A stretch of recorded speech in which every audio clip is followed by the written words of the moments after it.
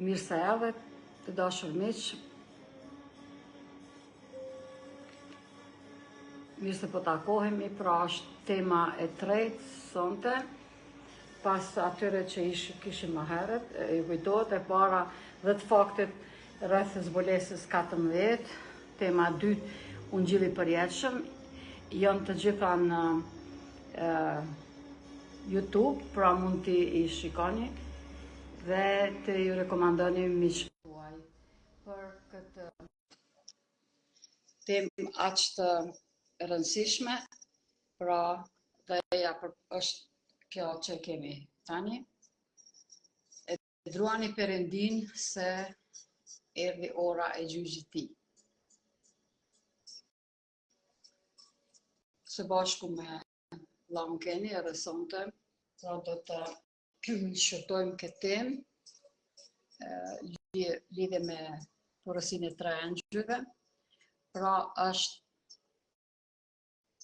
akoma kemi porosinë e angjujve të parë dhe besojmë që sonte do e përfundojmë kështu me sukses.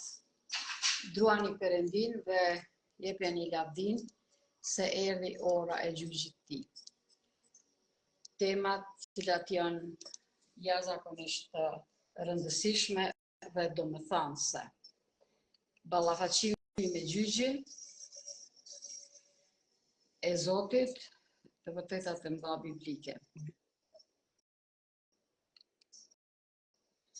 Çfarë do të thotë të kemi frikë nga Zoti dhe të druam Perëndin, të respektojmë atë e të japim lavdin. Nga Bashkësia Adventiste e Ditës 7 Kosovë, e cila e prezanton pra këtë temë. Lajmi i 3 angjujve është seri e re dhe me lejen tuaj që të lidhemi, besojmë me vllaun Kenet Bisaku, i cili nuk jeton këtu në Kosovë, por është jashtë Kosovës, në Çeki, dhe besoj që tani do kemi lidhjen drejt për drejt.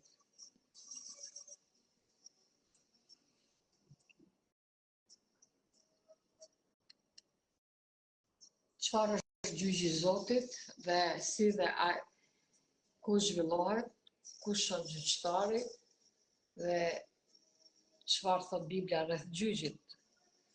Është interesant se kjo është çështje për të cilën dim të gjithë njerëzit, qofshin besimtar apo jo.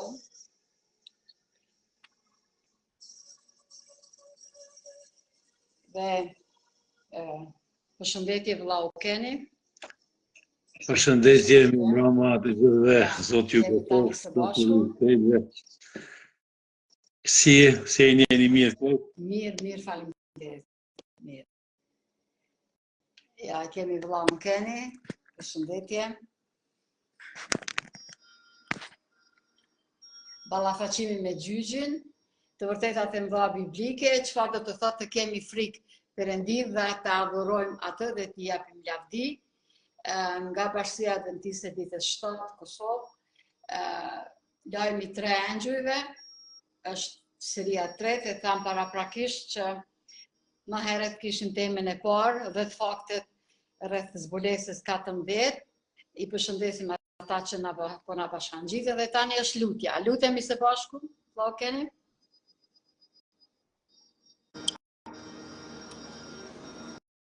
Lutemi bashkë. Po, vllau Keni, lutesh me ne?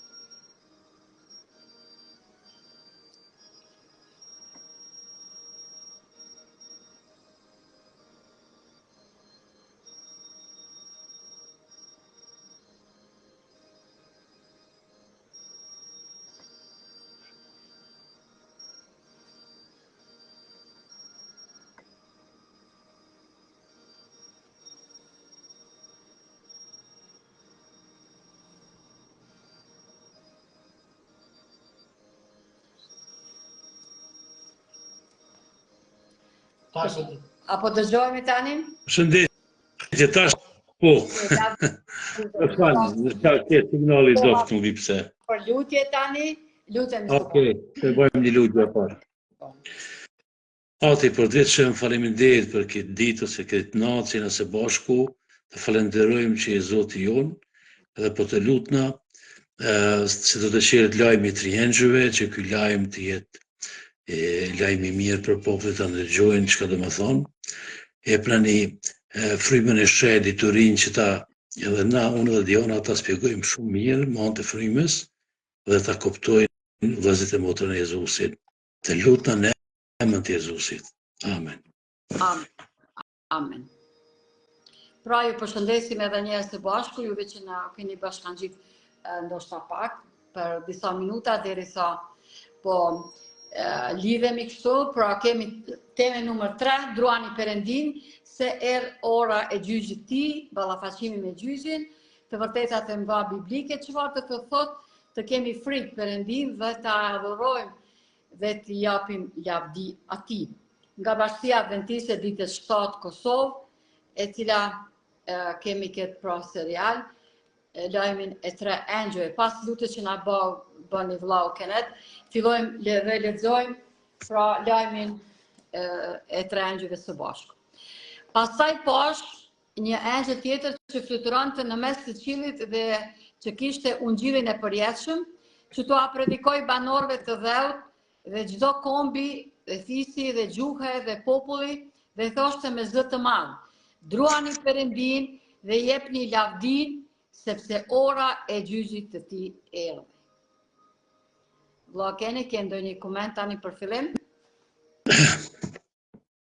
Tash, na për marrim fjallën druani Perëndin që ta kuptojmë pak që ki frikë nga Perëndia ose bojtë se boa, nuk është pyetje se kena me pas frikë nga Perëndia, po është respekti ndaj Perëndisë, domthonë t'japim nderin, t'japim respektin ndaj tij që është krijuesi i qiellit dhe tokës, edhe është shpëtimtari jonë, domthonë na ka shpëtu sa i vetë ka dashur për dashurisë tonë. Edhe çdo person që takohet ose respekton Zotin, ai është si më ta respektojsh familjen tonë ose babën tanë, ku thot baba njëri kuqet primorës, që nuk e ka mbajt fjallën ose jo për shkak se ai ka me rrej baba ose nana, po pinderit e tij. Edhe këtu është një kombinacion edhe na ku të thojmë me utut Zotit, jo se ai është dashuri, po respektin ndaj tij me gjithë zemrën, se nëse ai e pranon Zotin si shpëtimtari i tij, e pranon dritën, edhe ai ndryshimi i jetës tij është çaq i mirë që e don Zotin, e respekton, e nderon, si e nderon prindin e vet, kështu e nderon Zotin. Mendimi jam se kjo fjala druani Perëndin ose si thënë tutje Zotit, nuk është bashkë që kështu nuk kisha thonë, për kështu një respekt e madh ndaj tij. Për shkak se njëri kur ta don dikan, ai nuk e vrajë, nuk e myt, dhe kjo është një kombinacion i respektit të Zotit. Edhe lajmi i triengjëve na tregon që ka marrë koha që shumica këtë respekt kanë me hub. Edhe është e mundshme që veshina në këtë kohë. Edhe këtë lajmin e triengjëve na duhet sa më shpejt me ia tregu botës se nuk guxojmë me hub respektin ndaj Zotit. Nuk guxojmë për shkak se sa të vinë lajmi i dytë e i tretë, se nuk e kuptojnë lajmin e parë, s'ka me kuptu as lajmin e dytë as tretë. Faleminderit. Ashtu, mirisht populli thot, nëse dikush nuk i frikohet Zotit dhe nuk i vjen turp, atëherë ai person në te nuk ka as pak njerëzi. Dhe mirisht është ndoshta edhe një shenjë i kohës në cilën jetojmë. Kurse ja, pikrisht këtë serial jemi duke e transmetu, duke paraqit, se lajmi i 3 engjëve, lajmi i engjëve të parë, pardon, i ka disa imperativa, i ka disa urdhra, pse, cilën ne ta duam Perëndin dhe t'i japim lavdin, sepse erdhi ora e gjyqit tij dhe ta adhurojmë krijuesin. Çfarë do të thotë kemi frikë, pra vllau Keni na E tha, e njëkohësisht të përjetojmë gëzim. Ajo është respekti që ne kemi për Zotin dhe dashuria. Nga dashuria ne nuk duam thjesht të gabojmë, të bëjmë gabime, të bëjmë kate, por duam të jemë që thot në orën e Zotit, që thot populli jon, apo në dorën e Zotit. Një këngë popullore shqiptare thotë, Zoti është një, zbëhet tjetër e nderon tër njerëzia. Thot kënga e vjetër shqiptare, ose Zoti ati kofshin fal. Kur e përmend emri i Zotit në traditën tonë shqiptare, pra njeri ka lëviz nga vendi prej respektit, duke qitë dorën në zemër. Tani fillojmë me Bibel, me argumentet e shumta. Kemi shumë vargje që disa i kemi përzgjedhur, sepse nuk na premton koha që të kemi shumë, pra jemi tek vargu i Abrahami, kur Abrahami ishte i gatshëm ta sakrifikoj djalin e vet. Dhe thot Zanafila 22:12, engjëlli i Zotit tha, mos e zgjat dorën kundër djalit dhe mos i bëj asnjë të keqe. Tani e di mirë që ti trembesh Perëndis, se nuk më ke refuzuar birin tënd të vetëm bir që ke. Është diçka të trembesh Perëndim, të kesh frikë, pra respekt, konsiderat dhe dashuri, jo frikë. Dhe besim. Edhe besim. Besim, ashtu. Kjo është çka që Bibla e thotë. Te Psalmi, jemi te Psalmi, keni Psalmi 2 vargu 11. Besoj që i ke aty dhe mund ta përcjellësh. Psalmi 2 vargu 11, shërbeni Zotit me frikë, gëzimi dhe gëzohuni me drithma. Keni respekt, keni frikë, gëzimi dhe gëzohuni. Ndaluni pak, keni pak, që thot populli munal, se këto jemi duke folur për të vërtetat e mëdha biblike. Kjo është një vërtet e madhe biblike, që fatmirësisht është doktrinë e bashkësisë së Kishës Adventiste ditës 7, Seventh Day Adventist Church, kurse fjalët e urta vargu 9, kapitulli 9 vargu 10 thot: Frika e Zotit është pagimi i diturisë dhe njohja e të shajtit është zgjuarësia. Njohja e të shajtit është zgjuarësia, frika e Zotit është fillimi i mençurisë. Ai që e ka frikën e Zotit fiton mençurinë. Si mund ta lidhim këtë, Keni? Çka mendon ti? Tash unë e marr veten, kur e kam pendimi jam, domthonë sikur jam pendu dhe kam pranuar Jezusin. E kam marrë dhe pendimi jam, ndryshimi i jetës time, e ban ndryshimin dhe kjo është një mençuri për shkak se ti respekton dhe ligjin, e respekton njeriu, je i qetë, nuk poli shpejt, kjo është mençuri, kjo është dituri që është frymore, që është e frymës shenjtë. Ti kur ti ecesh me frymën, ajo është dhuratë e mençurisë.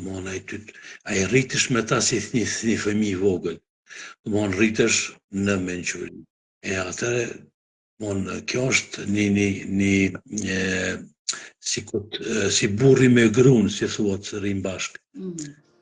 Kur ti jetojnë bashkë, edhe atëre keni një relationship with God. Edhe një marrëdhënie. Marrëdhënia rritet së bashku edhe besimi, edhe atëherë je e ki dhuratë mençurinë. Mençurinë rritesh në frymën. E rritje në frymën mençuri, për shkak se ti e ki frymën e profecisë, e ki frymën e me shëndosh persona, e ki frymën e fol me gjuhë të huaja, e ki frymën, kjo është këtë mençuri, kjo nuk mund gjithkush i këta me kryqin fakultetës suni kryq këta. Faleminderit. Okej, vazhdojmë. Kurse te Predikuesi, kapitulli 12, vargu 13 thotë, të dëgjojmë për përfundimin e gjithë ligjëratës. Ki frikë nga Perëndia dhe respekto urdhërimet e tij, sepse kjo është thësia e njerëzit. Krijuesi jonë i cili e krijoi tokën, pra janë durët e Jezusit, dhe planeti i posa krijuar nga durt e tia, është ajo që na duhet të kemi konsiderat, kemi respekt, apo druam, kemi frikë, frika që na stopon për çdo gjë që është negative dhe që nuk është e mirë dhe e duhur. Kurse ligji për trirë, vargu 6, kapitulli 6, vargu 2, thot me qëllim që ti të kesh frikë nga Zoti, Perëndia yt, të respektosh gjatë gjithë ditëve të jetës sate, ti yt birë dhe djali i birit tënd, të statutet dhe të gjitha urdhërimet e tij që unë po e jap me qëllim që ditët e jetës sate të zgjaten.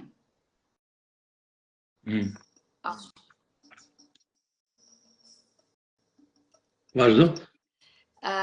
Kurse ligji për 13:4 thot do të shkoni pas Zotit Perëndis tuaj dhe do të keni frikë nga ai.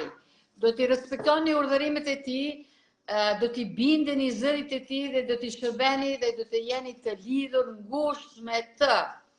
Të shërbeni me frikë dhe respektoni urdhërimet e tij. Urdhërimet e mia nuk janë të rënda, ka thonë Jezusi, kurse ligji për 38:6 thot prandaj zbato urdhërimet e Perëndis të Zotit tënd duke ecur në rrugët e tij dhe duke i pasur frikën. Pra frika që saktësisht është respekti dhe konsiderata që e kemi pra për Zotin. Veç edhe një fjalë, nëse i lexojmë këto 3 të ligjit të pretrirës, këto 3 vershe, lidhje shumë me lajmi i 3 engjëve ka shumë është i lidhur me urdhërimet. Nuk di për shka. E kena një farë, na kur ta spjegojmë këtë lajmin e 3 engjëve, pse është në pyetje urdhërimet, pse duhet edhe njëherë evangeliumi i përhershëm me dalë me tregu personave se urdhërimet kanë mi hek ato urdhërime, kanë me bën një farë eksperimenti, nuk di vetëm që si edhe frika Perëndis është edhe ta respektojsh, ku ta respektojsh Perëndin, de facto ja ki respektu dhe ligjet e tina, që janë ligjet të hynore të tina të dashurisë. Që është një kohë që këto ligjet kanë me hek, ose kanë me bën diçka tjetër, atëherë lajmi i 3 engjëve është shumë me rëndësi. Për shkak se me këto nëse dalin ligje tjera që e atakojnë ligjin e Zotit, atëherë është ligji mos vra, mos vjedh, mos kovnod, këto sene nëse atakojnë, atëherë bota ka me qenë për me një gjyqës me një problem shumë të madh, edhe Zoti është dëshuri dhe ky lajm i 3 engjëve duhet me dalë me zë të lartë, për shkak se ka ndryshu diçka që është kundra Zotit, që është kundra dashurisë. Këtu na tregon që frika Zotit edhe nuk guxon as ligjet mi prek, se është me anësi, po na thot. Patjetër, ligji i Zotit është i shajt, e ka shku Zoti me dorën e vet, andaj aty nuk mund të ndërhyet, edhe që me qenë se... Unë nuk po tham që na pështon, po diçka është aty për shkak se lajmi i 3 engjëve na tregon që kanë muhe këto ligje, tash na dim se pështoj me anë të gjakut të Jezusit, edhe në trupit e tij, po jo në normën dhe ligjet janë me rëndësi, domethënë është një lloj kombinacioni mes këtyre dyjave. Faleminderit. Okej, vazhdojmë pra. Kurse tek Jeremiu, libri profetit Jeremi, kapitulli 32, vargu 40 thot: do të bëj me ta një beslidhje të përjetshme, nuk do të largohem prej tyre, dhe do t'ju bëj të mira, dhe do të shtije në zemrën e tyre frikën, me qëllim që të mos më braktisin. Zoti na bën vazhdimisht të mira, dhe që ta kemi frikën që mos ta braktisim Zotin. Shumë e bukur dhe shumë e thellë ky varg. Pra Jezusi i cili është Alfa dhe Omega dhe i cili e mundi vdekjen, në momenti kur ai është ringjall, slajdi. Kurse tani jem tek fjalët e urta 15-16. Mund të përcjellim. Më mirë pak me frikën e Zotit se sa një thesar i madh me shqetësime. Pra, frika e Zotit është vendim.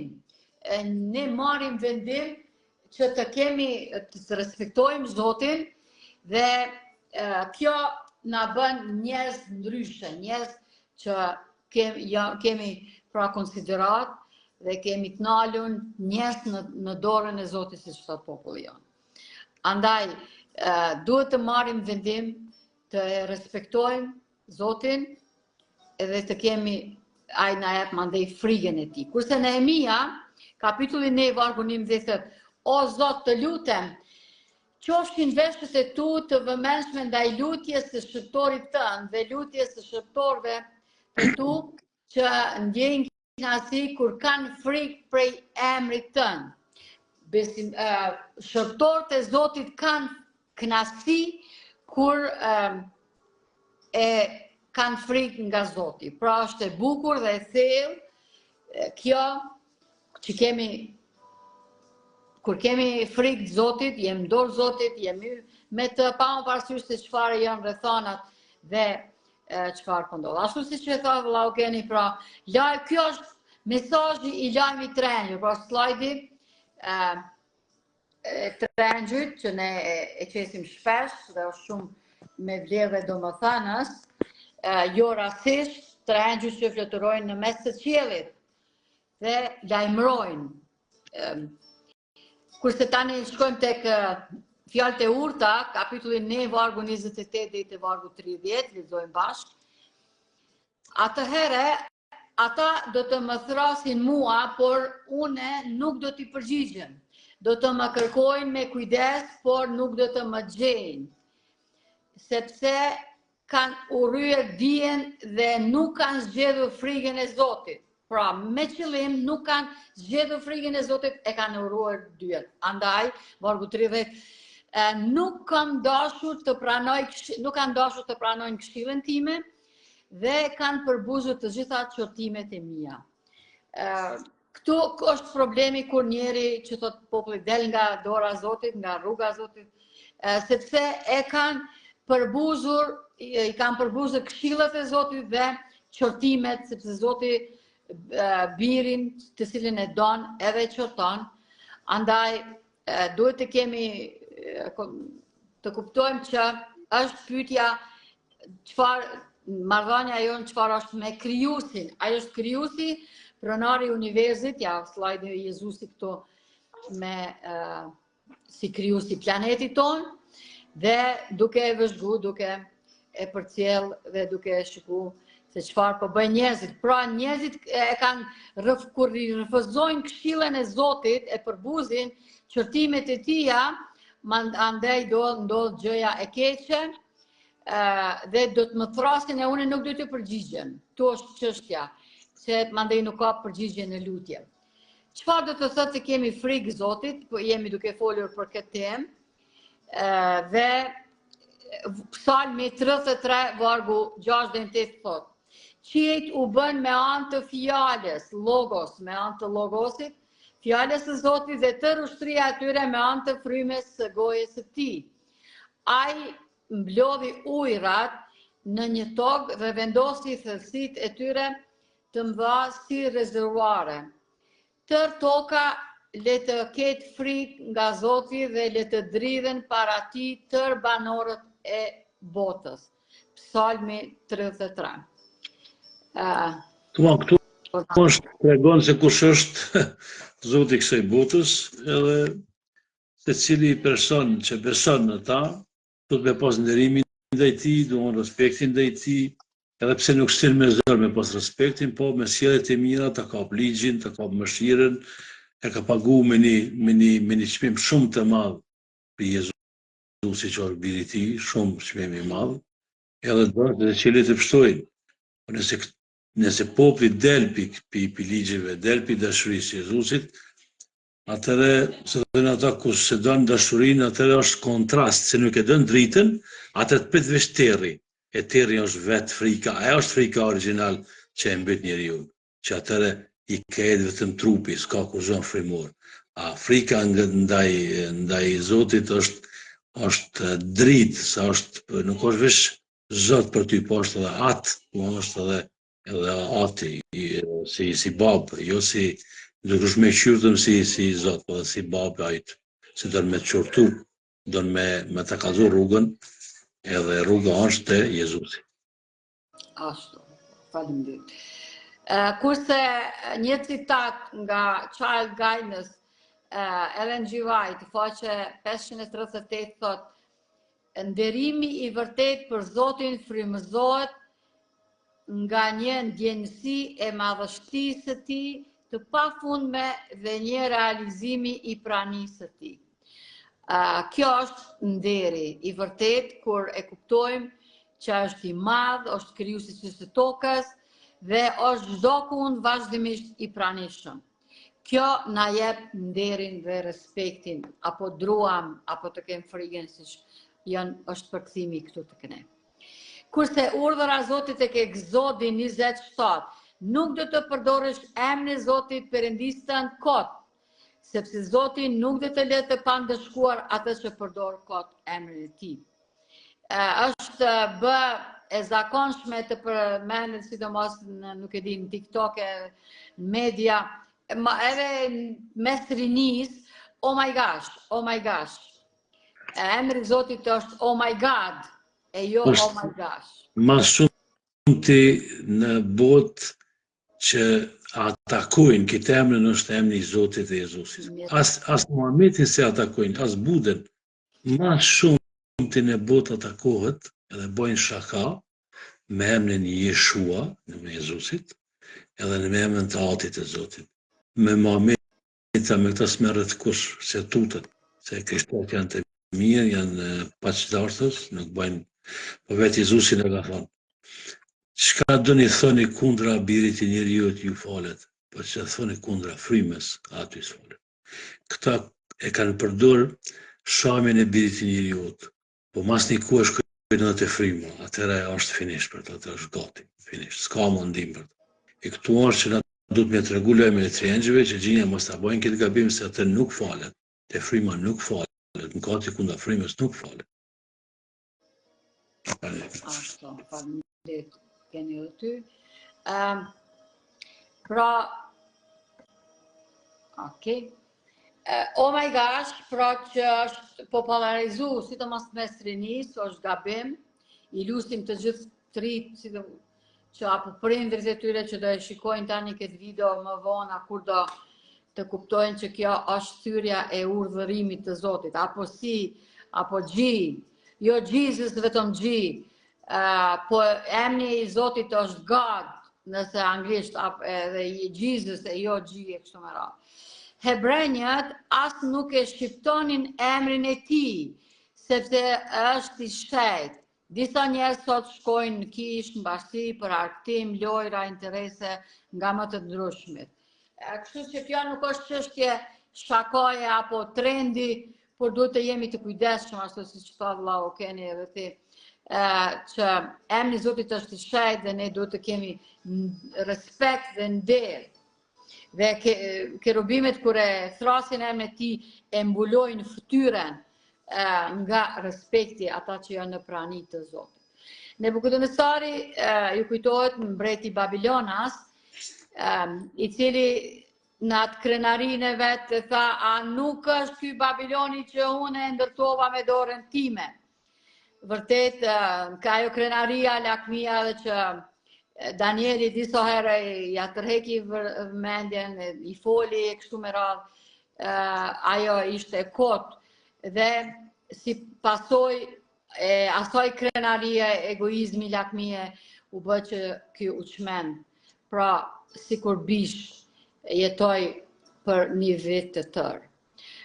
Kati i ka pasojat e veta, Zoti neve na don, po nuk e don katin. Andaj duhet të jemi të kujdesshëm. Mateu 6, lutja themelore, ju pra luteni kështu, aty ynë që je në qiejt, u shejtroft emri yt. Ky është pra imperativ, u shejtroft emri yt.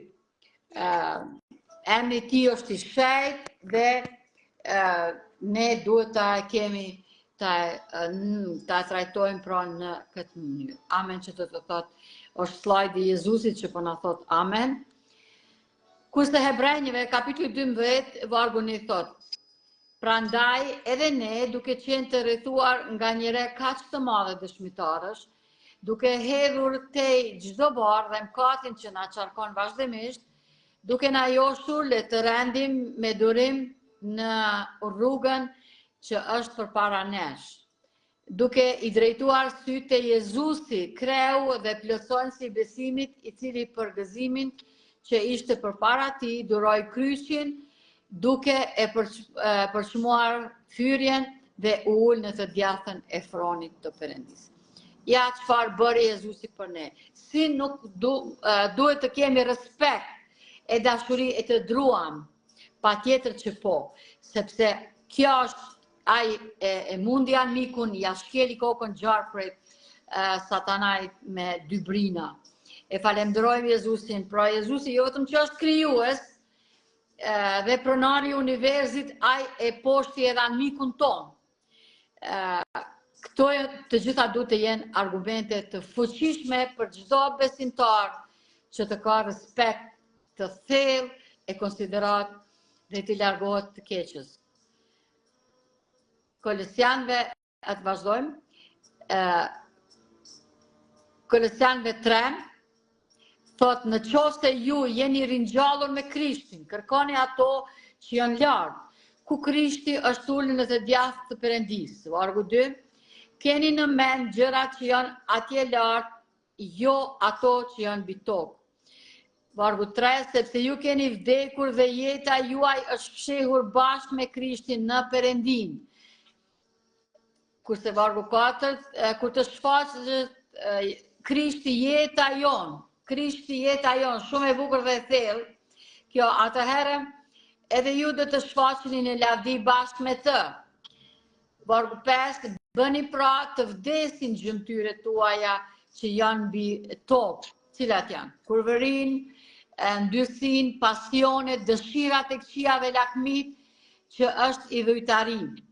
Për këto gjëra zemrimi Perëndis vjen përmbi bijet e mosbindjes. Vargu 7, mos midis të cileve dikur ecit edhe ju kur rronit në to.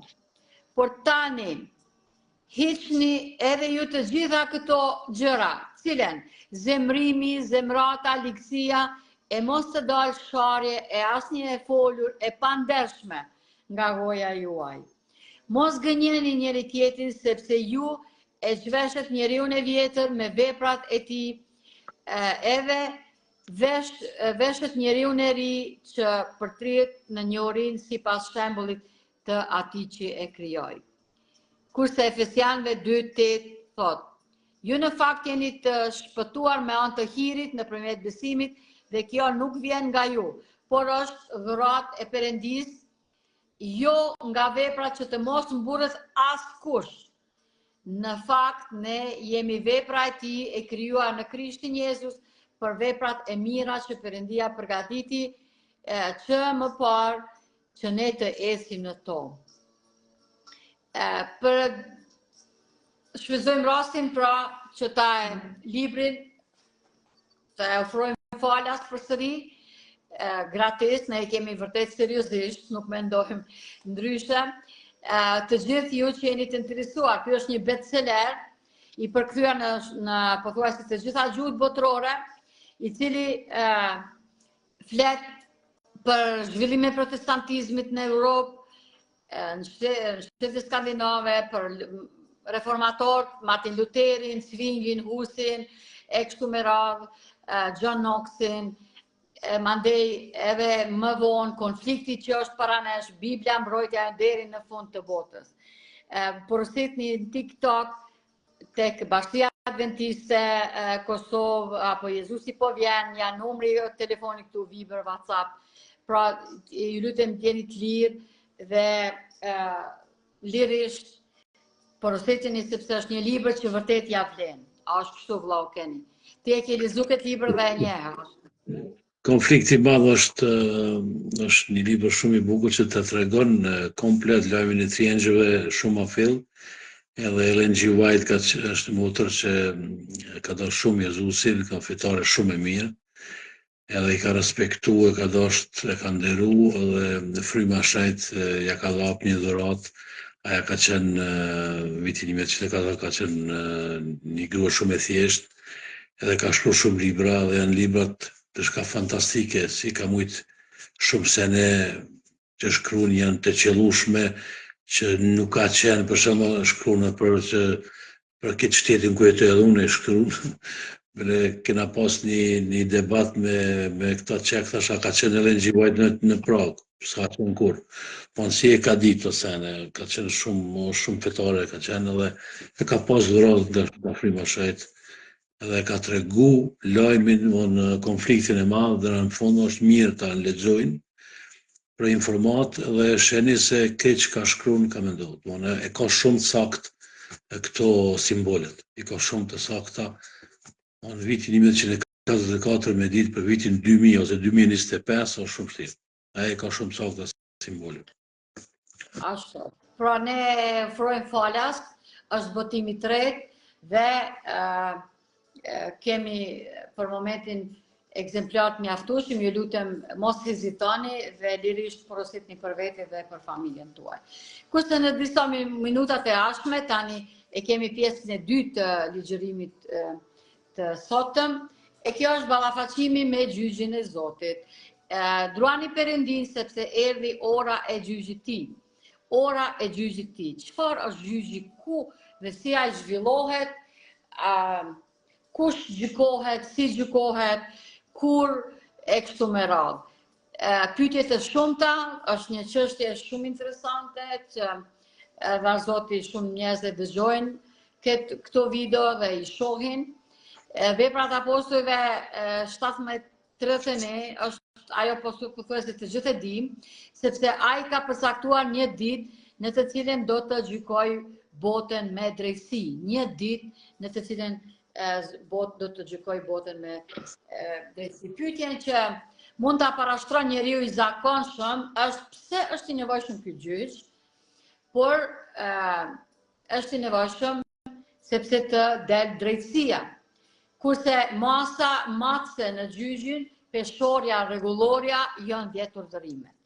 Këtu e di që do të ka debate, veç presim se sa më shpejt të shpëndohet këto video tek njerëzit, e mandej e di që do të ka shumë pyetje dhe debate, sepse janë mendimet e mos them ndara, disa besojnë që ligji Zotit vlen, e disa është i shkëputun, por ai që është i shkëputun është ai tjetri, ligji ceremonial që do të flasim ndonjëherë tjetër. Tani vazhdojmë me Orna. Po, na da shpjegojmë popullit se ina të shpjegu gjyqin si mas frymës së profecisë dhe çka është në Bibël, domthonë nuk kena të dhënë për kontekstit Biblës. Na rrim këtë në Bibël çka është, domthonë e përdorim gjyqjet çka shkruan në Bibël. Domthonë kur gjë nuk qesim diçka që është jashtë. Ashtu është. Patjetër. Të tregojmë që është në Bibël, domthonë këtë çka është në Bibël, nuk mendojmë diçka për mendimeve tona. Sigurisht. Dhe të kuptohemi se ne si adventistë ditës 7 besojmë në shpëtimin me mëshirë, jo me majtjen e ligjeve dhe të urdhërimeve. Andaj e dim dhe vargun që shpesh në rrethin ton ceket, e kjo është Gjoni 5:24, ai që dëgjon fjalën time dhe beson atë që më ka dërguar, ka jetë të përjetshme dhe ai nuk vjen në gjyq, por ka kaluar nga vdekja në jetë. Ne plotësisht si adventistë besojmë këtë, apo jo, dhe këtu nuk kemi as pak problem, por realiteti është i tillë që ne kur e pranojmë Jezusin nuk i frigohemi, as pak nuk kemi frikë, por është një formalitet që bëhet dhe normalisht përfundon me happy end sepse kemi Zotin ton. Kurse shkojmë tek Danieli, dim nga 10 vjetër Danieli, vllai jon, profeti Danieli, i cili flet për këtë çështje dhe normal e tër Bibla. Pyetja, kur do të pastrohet shejtërorja ose fillon gjyqi final? Danieli 12:4, lexojmë. Por ti Daniel mbaj të fshehura këtë fjalë dhe vulose librin deri në kohën e mbarimit. Shumë njerëz do të shfletojnë dhe detyria do të shtohet. Mos harroni që Danieli ka jetuar 6 shekuj para erës sonë, në kohën e mbretërisë babilonase, dhe por librin i cili ka vetëm 12 kapituj që janë fantastike dhe të mrekullueshme, ai ka të bëj me kohën e fundit, pra shumë qindra mijëra vjet pas Danielit. Dhe pak një informat që fjala Daniel do me thonë gjyqet. Fjala Daniel, emri Daniel do me thonë gjyqet. Që ata dhe çdo emër në Bibël e ka do me thonjën e vetë. Edhe kja do me thonjë përse e ka marrë Danieli pse zbulesa, edhe libri Daniel është një libër. Këto 2 libra vetë Jezusi thotë, shkoni te Danieli, lexoni e kuptoni kush është kja fuqi. Na për me kuptu Biblën, çka do me thonë gjyqet, edhe si janë gjyqet, do me shkopis të Danieli. Danieli nga spjegon shumë mirë me detale, po duhet mi zbulu këto, si quhet, mi zbulu simbolet. Në simbolet i kena, edhe do të ju kalzojmë në slajdin tjetër. Ashtu është. Pra, Danieli kapitulli 9, lexojmë tani ju lutem me vëmendje këto fjalë të arta.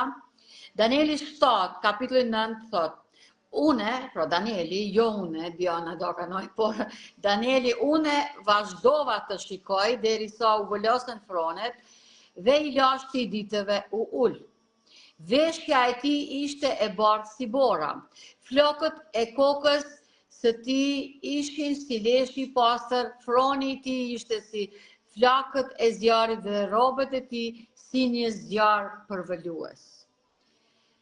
Pra, Danieli po, fronit të ulen, ishte dikush i ullur aty me flokë të bardha dhe ishte froni si flak e zjarit, si robat e tij si zjarr përvëlues. Dhe pyetja, kur do të zhvillohet gjyqi final?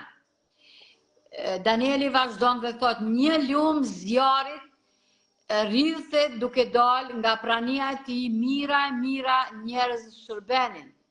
Danieli 7:10 vazhdon dhe mori qëndronin para tij, gjykimi ju bë dhe librat u hapen. Pra një shpjegim shpejt, ta kuptoj. Danieli tregon si takohet me mbretërinë qellore dhe sheh Jezusin si duket, me veshjen me flokë që janë divizullu, edhe qelen librat. Po ku janë qelen librat? Janë vesh në 2 libra, janë të Danieli edhe të zbulesa qelen librat. Janë qel gjyqet. Ta kuptojnë që se çdo libra kanë mu qel, edhe ju tregojmë na kur janë qel, sa vit ja kanë nisur qelja. Shumë mirë Bibla na tregon të përgatitemi. Vazhdo. Danieli 8:14 thot, dhe ai më tha, deri 2300 ditë, pastaj shejtërorja do të pastrohet. 2300 ditë shejtërorja do të pastrohet. Si pastrohet shejtërorja në dhjatën e vjetër? Ju e dini që Zoti urdhëroi Mojsiut ta e bëj shejtëroren dhe ai e bëri. Dhe ja, kjo ishte një tend e cila ishte në mes të popullit ku flijohet qengji, pra kurbani, dhe njerëzit sillnin kurbanin për mëkatet e tyre. Kurse Levitiku 23 thot, nga vargu 26. Zoti i foli akoma Mojsiu duke thënë, dita e 10 e këtij muaji të 7 do të jetë dita e shlyerjes së mëkateve. Do të ketë për ju një mbledhje të shenjtë, do të përulni shpirtat tuaj dhe do t'i ofroni Zotit një flijim të bërë me zjarr. Jom Kipuri, pastrimi shejtërores, ishte dita e gjyqit të hebrejve, që simbolizon gjyqin final. Kurse Jom Kipuri është, nuk ka dita gjyqit, po është dita smizheni, që i vjen. Pastrimit. Po, do në mas gjyqit, do në mas gjyqit, atër është pastrimi. Jo në Kipur i bjen që kishtë në i thojmë smizheni, do në smizhet. Pastrim, po, dita e pastrimit. Vargu 28, gjatë kësaj dite, nuk do të kryeni asnjë punë, sepse është dita e shlyerjes për ju përpara Zotit Perëndis tuaj, pra pastrimi apo shlyerja. Vargu 29, sepse çdo njeri do të ketë këtë ditë nuk përulet, i cili nuk do të përulet, do të shfaroset në mesin tuaj nga populli. Kjo është një ditë shumë e veçantë, ishte një ditë e pastrimit, pra pastrimit të mëkateve të popullit, Yom Kippur, festë e njohur në traditat e vjetra hebrenje. Dhe Danieli 8:17 thot, dhe angjulli tha, angjulli duke folur me Danielin dhe duke zbulu se çfarë do të me thonë kjo 2300 ditë dhe natë dhe shëjtëroja do të pastrohet. Kuptoje mirë, o birë i njeriut, sepse ky vegim ka të bëj me kohën e fundit. Pastrimi shëjtërorës ishte çdo vjet, por angjulli i thot Danieli, Daniel, nuk është ky ai pastrim që bëhet çdo vjet. Ky është një pastrim tjetër, andaj o birë njeriu, kuptoje mirë dhe angjulli ja shpjegon tani në vazhdim. Domthonë është në kohën e fundit ta kuptojnë kush do të ndëgjojë. Ashtu. Danieli 8:18, ndërsa ai fliste, angjulli fliste me mua, me Danielin, unë e rash në një gjumë të rënd me fëtyrë për toke, por ai më preku dhe më bëri të ngrihem në këmbë në vendin ku ndodhesha. Kurse vargu 9 thot, dhe tha, angjulli po flet me Danielin dhe pi thot, ja, unë do të tregoj atë që kam për të ndodhur në kohën e fundit, ashtu si që thave dhe vllau Keni, të indinjatës, sepse ka të bëj me kohën e caktuar të fundit. Ka të bëj me kohën e caktuar të fundit. Angjulli tregoj ky nuk e merr ke vesh. Atëherë ky thot, shko Daniel se ki me flet kur qosh ose e pja përqet këtij librit, se nuk është për ty, po është për kohën e fundit. Atëherë mastikoj ja spjegon, po ky nuk e kupton, po e shkruan domon për kohën e fundit. Për këtë kohë që na soda për një zdi, tash besoj do ta analizojmë për çfarë kohë është. Ashtu. E kemi qelsin profetik cili është. Qelsi profetik është thënë tek Ezekieli 4:6 dhe Biblia thot kam vënë mbi ty një ditë për çdo vit. Çdo vit është i barabartë me një ditë profetike, është e barabartë me një vit kalendarik, pra një vit real i kalendarit njerëzor. Në profetizim do më thonë një vit, është profetike. Shumica nuk e kuptojnë, menojnë si një ditë 24 saat. Jo, ko thot në profeci një ditë, do më është një vit. Kjo është gjithë se cili e din këtë, kush e jambim. Ashtu.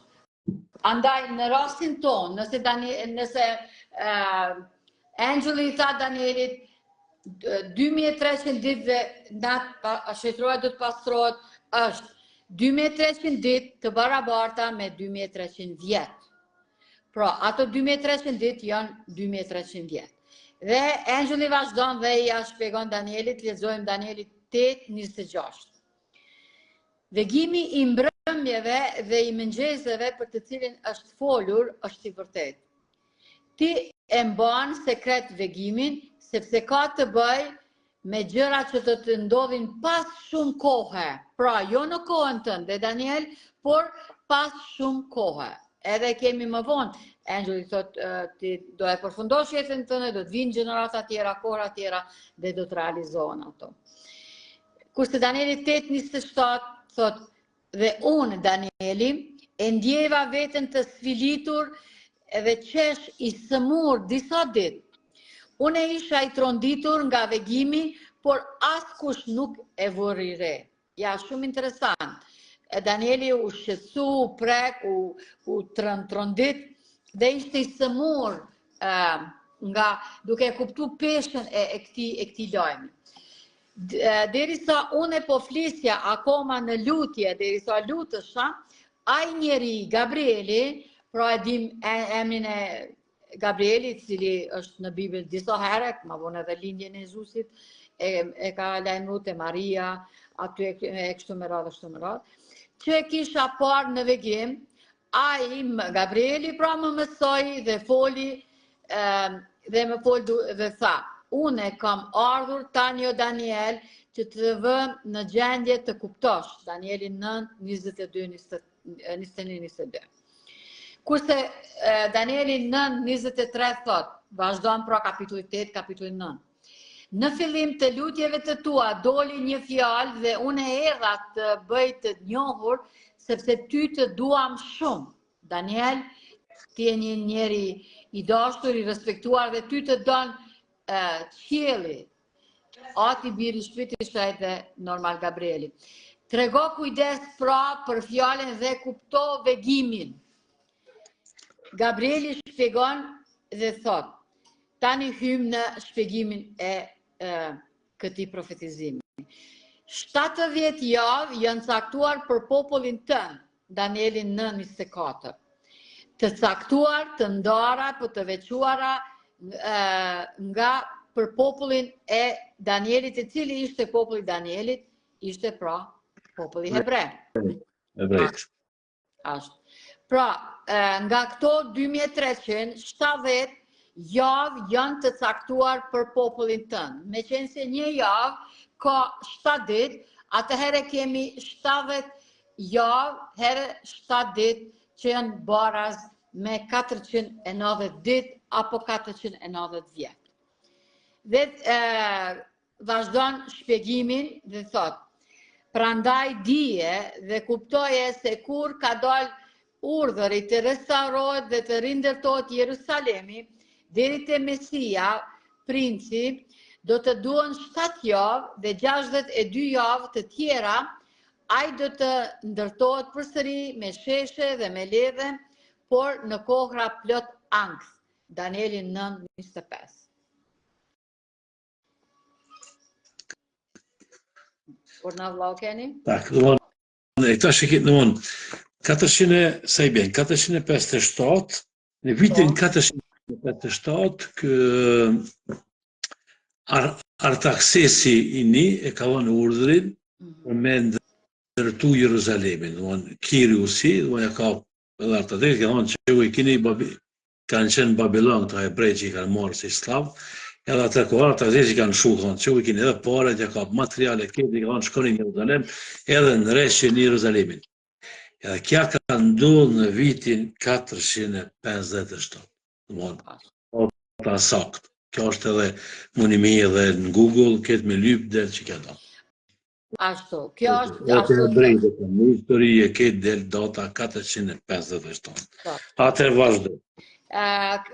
Ajo që ka ti po e thush, pra është tek Ezra, kapitulli 7, vargu 13, dekreti që të restauron muret e Jerusalemit që ndodhi, si që tha, 457, dhe vargu, thot, une kam gjerë një dekret si pas të cilit kushdo nga populli i Izraelit dhe nga priftërit e ti dhe nga levitët e mbretërisime që ka vendosur lirisht të shkoj në Jerusalem mund të vi me ty.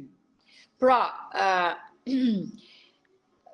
këto e kemi ashtu si që thamë, 70 javë janë është pjesa parë e 2329 shpjegimi që ka fillu pra në vitin 457 që janë 490 vjetë për apo 70 javë për hebrejnë është pjesa e parë.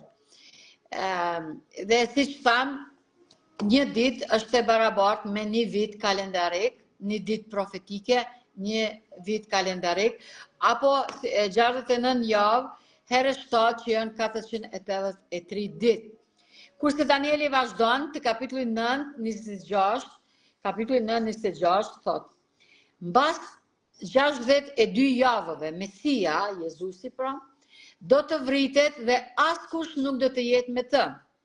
Dhe populli i një princi që do të vije ka për të shkatruar qytetin dhe shejtroren. Kur të vargu 27, po. Në vitin 27 bëhet pagëzimi, edhe në vitin 31 është kryqëzimi, do të thonë kur ta bëjmë 457. Ja kem tabelën këtu, po. Kemë tabelën. Do javën e parë i bën 27 AD para mas Krishtit. Atëre kena gjysën e javës, do 3 ditë e gjys. Atëre i bën edhe 3 ditë e gjys i bën 7, është pagëzimi, atëre sakrifica, do të thonë vdekja e Jezusit. Atëre kena javën e fundit, që thot javën e fundit, e kena edhe në slide e kena që ka thot vet Danieli.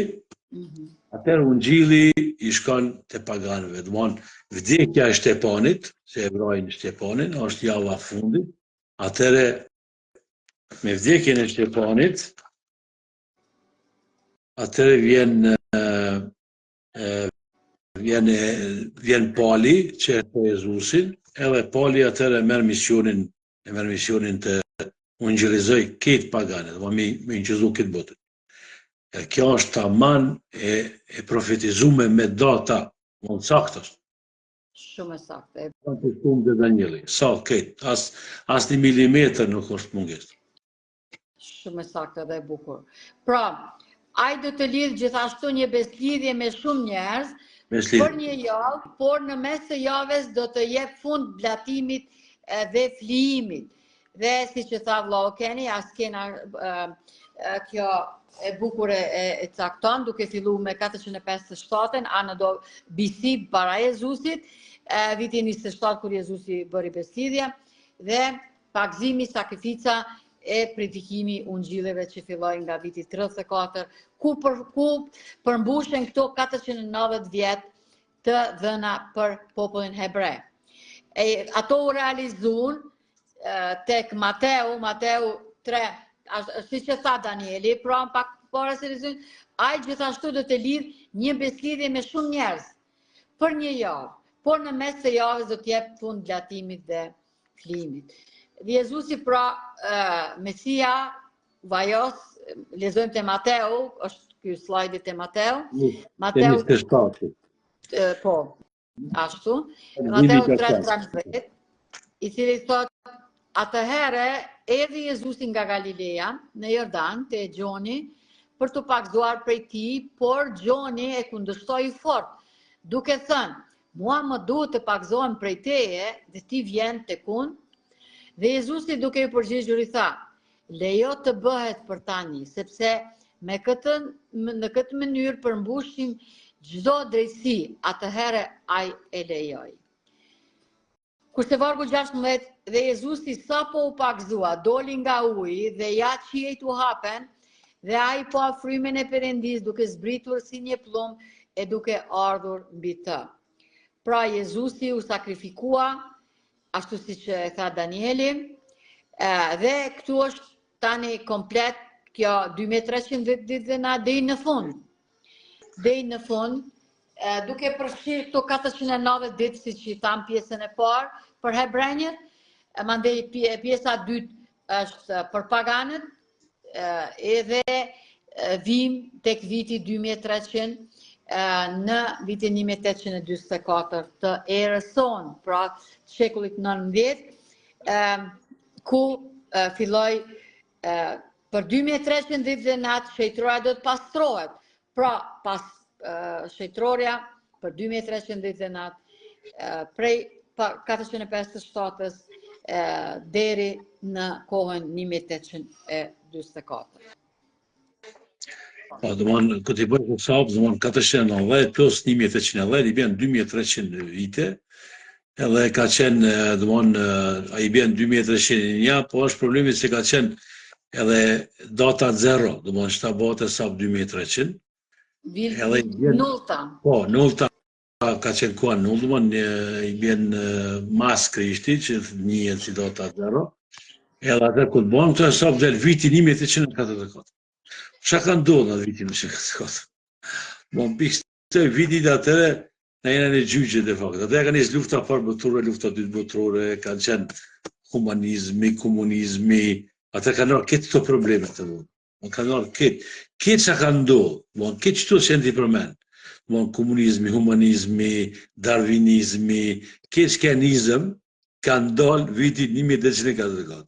Edhe jeni në kompjuter shëni. Është shumë e rëndësi pse gjyqjet jeni. Këto do të mu nalë, ata e kanë atë kone caktume edhe mëshira nalët edhe atëre vjen gjyqjet. Po tash na jena në gjyqjet, kush do me kuptu, na jena veç kina hinë gjyqjet. Po tash është ndryshimi, kush do me ndryshu me pështu vetën, se në veç në gjyqjet kina hina. Tash nuk di sa zgat, nuk di sa zgat sa vjen Jom Kipurit, dita e pajtimit me Zotin, nuk di. Se kina veç simbolet, nuk na tregon datat, nuk na tregon kur, po na tregon vitet që kuina, edhe simbolet kuina. Kjo është gjyqi veç ka fillu. Të ashti, varet kur përfendon. Ashtu. Pra, kurse te Marku 15:38 thot, atëherë veli tempulli u qa më dysh nga maja deri në fund, sepse nga kjo ditë, nga kjo moment, kur veli u qa, perdja, apo veli, përfundoi ligji ceremonial, sepse qengji i Zotit i morën katët e botës, qengji i vërtet, i cili flijoi me vite dhe dekada. Pra, edhe njëherë kjo, pas skema, pas hyra, cila kështu në mënyrë detaje na e shpjegon 2300 ditë, profetizimi më të gjatë biblik, i cili filloi para erës sonë dhe deri me vitin 1844, kur saktësisht filloi gjyqi nga, që thot Biblia, nga shtëpia e Zotit, që masa matëse në këtë gjyq janë 10 urdhërimet.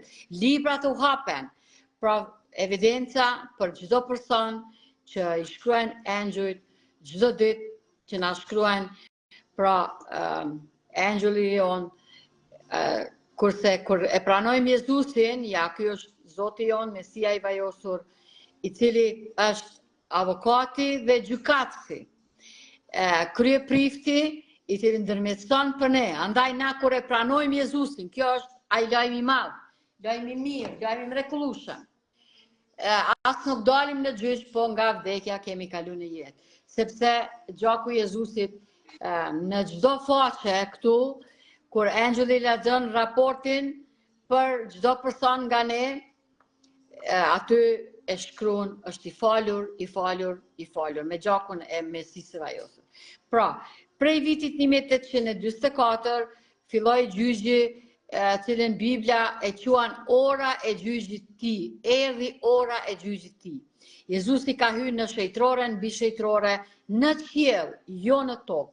Dhe ja i kemi edhe argumentin biblik i cili na e thot ato.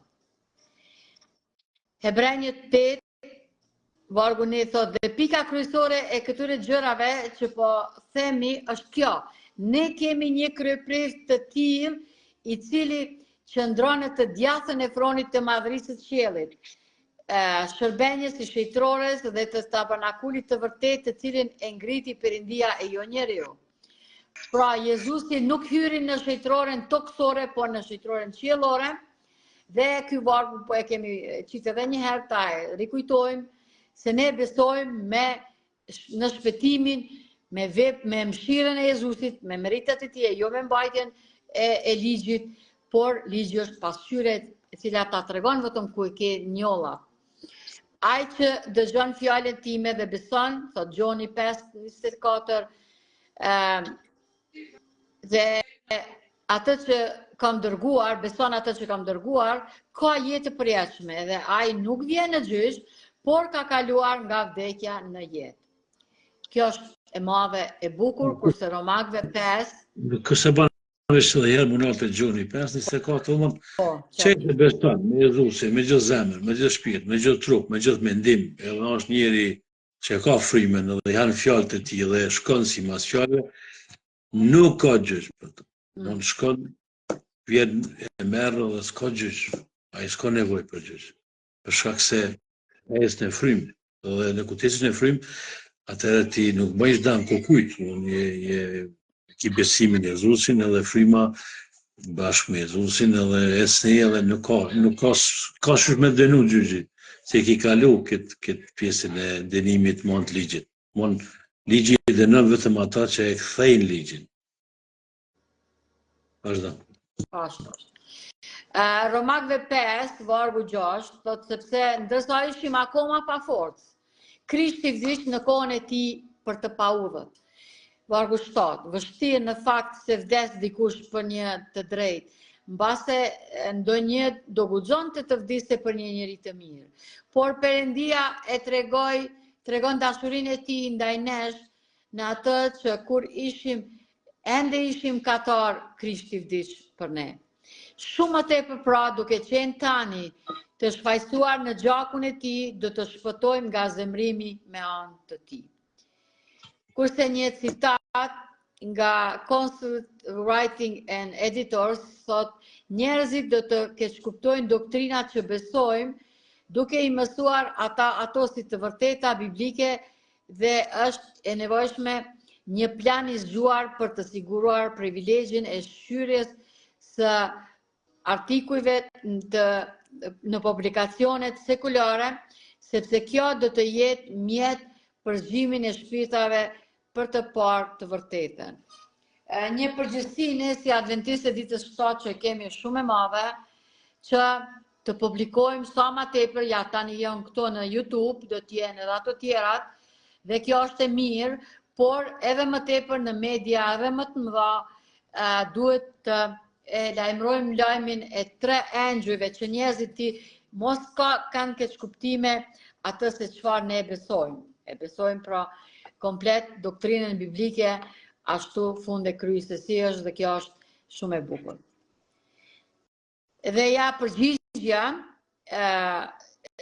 se ku ka hyrë Jezusi, dhe vargu Hebrejve vargu 9:24 thotë, sepse Jezusi nuk hyri në një shejtrore të bërë nga dora e njeriut, që kishte bërë Mojsiu në Dhjetën e Vjetër, por në vetë qiellin, për të dalë tani para Perëndisë për ne. Jezusi hyri pra në vitin në fund të 2300 ditë natë apo 2300 vjet, që është vitin 1844, hyri vetë në shejtroren, mbi shejtroren, në pjesën e dytë, që të ndërmjetëson për ne dhe të na përfason para Perëndisë. Andaj, kjo është lajmi mrekullueshëm, lajmi shkëlqyer, dhe ne nuk e dim ashtu që shta dhe t'i vllauken, se kur do të përfundoj kjo. Kjo tani është 170 sa vite, apo jo? Dhe nuk kemi asnjë shenjë tjetër, asnjë profetizim, kur do t'jetë fundi i kësaj, dhe pas asaj Jezusi kur t'i vdesh, thot robët e kryepriftit, ai do t'i vesh robët e mbretit, dhe do të vjen ta e merr popullin e tij, pra që do t'jetë fundi botës, apo dita adventit. Dhe një citat nga Maranatha, Ellen G. White, faqe 301 thot, identiteti ynë personal ruhet në ringjallje, meqense jo në të njëjtat grimcat të materisë ose substancës materiale që shkuan në varr. Veprat e mrekullueshme të Perëndisë janë një mister për njeriu. Fryma, karakteri njeriut i kthehet Perëndisë, atje për të ruajtur në ringjallje, çdo njeri do t'i kthehet karakteri i tij. Perëndia në kohën e tij do t'i thrasë të vdekurit duke i dhënë përsëri frymën e jetës dhe duke i dhënë jetë kockave të thata. E njëjta formë do të dalë, por do të jetë e lirë nga sëmundjet dhe çdo defekt. Ajo jeton përsëri duke mbajtur të njëjtën individualitet tiparësh në mënyrë që miku ta njoh mikun. Pra, një citat i mrekullueshëm. A bën me shpjegu këtë citatin pak? Patjetër. Urdhno. Çdo njeri e merr me veti karakterin të Zotit. Domethënë, ai karakter, trupi bëhet plumën. Atëherë na marrim trupat e ri. Po, karakteri, aja fryma, aja ruha, që është fryma fundit kudes njëri, që aja fryma shkon nel, si informacion. Edhe që ky informacion është karakteri yt, të mon shifet çka ki bo, pi linjës dhe vdekje, edhe kur të kthem për mas, për më tap trupin e ri, mund t'i ki me njoft nonën, babën, mikun tanë krejt, se mos me pas dhe qëtë informacion, atëre mund me të bo një persol këtë tjetër, se nuk e njohë të kërkan. E këtu është aja që rinjallja është, e thot vetë identiteti ynë është personal ruat në rinjallje. Rinjallja është identiteti ynë. Për mirë Zotit që besojmë në rinjallje edhe Zotit e Krishti na ka premtu, janë të shku, mi u përgatit vendin, edhe atër viju marë. Ashtu. Pra falenderojmë Zotin për këtë dhe i ftojmë vëllezër dhe motra që t'jeni të lirë, të na shkruani, parashtroni pyetje, ta kërkoni librin. Këto janë tema shumë thella dhe të bukura dhe ne nuk themi që i dim të gjitha, por e kemi Biblen, është Ati Biri Shpirti Shajt dhe ne lutim dhe bëjmë lutje në fund, pra jemi në fund të kësaj. E bëjmë lutjen së bashku. Lutemi së bashku. O Zoti i Madh Gjithëpërshtatshëm, ne jemi vetëm mish dhe gjak, por Ti je i madh, i mrekullueshëm. Na të falenderojmë për mëshirën, dashurinë, mirësinë Tënde. Faleminderit o Zot për këto mësime kaq të thella dhe kaq të bukura. Ti je mësuesi jon, Ti je ai rabini dhe shpëtimtari i botës. Lutem o Zot që ky lajm i tre engjujve të bëhet megafone, të shpërndahet me fuqi të madhe dhe kudo. Dhe këto përpjekjet tona që janë shumë të vogla dhe të mangëta, Ti o Zot me fuqinë Tënde bëne që njerëzit ta kuptojnë lajmin e tre engjujve, ta kuptojnë ungjillin e përjetshëm dhe të përqafojnë Ty fuqishëm. Dhe të falenderojmë që Zoti i dashurisë i mirësisë vazhdo të na mëson, udhëheq, udhëzon, përmirëson, qorton dhe bekon e drejton ashtu siç don Ti. Beko edhe çdo vllankeni, familjen e Tij, fëmijët, bashortën, beko edhe familjen tonë dhe të realizohen planet Tua, se Ti je Zoti i madh dhe nuk bën kur punë të vogla. Na dorëzon në dorë Tua. Faleminderit që Zoti i dashurisë i mirësisë, Ti bëru mësuesi, shpjeguesi, udhëheci dhe dashamiri i çdo personi që do ta shikojë këtë video tani që po e shikon, apo më vonë, kur do qoftë që t'jetë në lavdi të emrit Tënd, në emrin të Atit, Birit, Shpirtit Shajt për gjithmonë. Amen. Amen. Mirupafshim. Natën e mirë, Zoti i rujtë, edhe ju gjithashtu. Javën tjetër. Shëndet, vala të. Amen.